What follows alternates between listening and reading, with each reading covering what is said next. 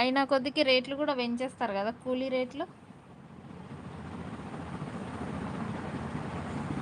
ఈ దేశంలో రైతే రాజు అని చెప్పుకోవడం తప్ప ఏం లేదు. అవునండి, నేను చెప్తున్నాను కదా, ఏది చేసినా రైతులకే లాస్ అవుతుంది. వర్షం వస్తే మొత్తం పోతుంది, పంట మొత్తం పోతుంది.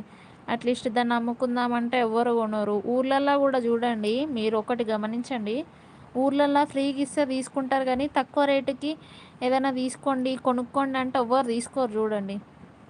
అట్లీస్ట్ మనకు పనికొచ్చిన వాళ్ళు కూడా కొంచెమన్నా, ఇప్పుడు ఇంత కష్టపడి పెడుతున్నాం, ఇంత కష్టపడి చేస్తున్నాం కదా, అది కొంచెం ఖరాబ్ అయింది, మీరు తీసుకోవచ్చు కదా, కొంచెం తక్కువ రేటుకైనా తీసుకోండి అంటే అసలు ఫ్రీగా ఇస్తే తీసుకుంటారు తప్ప పైసలు పెట్టి ఎవ్వరు కొనుక్కోరండి.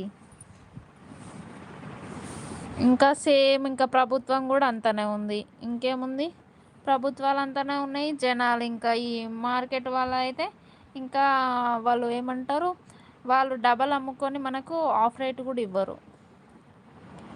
ఎక్కడి నుంచి వచ్చి రైతులనే ముంచేస్తారు. చెప్పుకుంటే బాధ ఉంటుంది, బట్ రైతులు చెప్పుకున్నా ఎవరు వినరబ్బా. ఇంకా రైతులు లాస్ అవుతూనే ఉంటారు, ఎప్పుడు బాగుపడు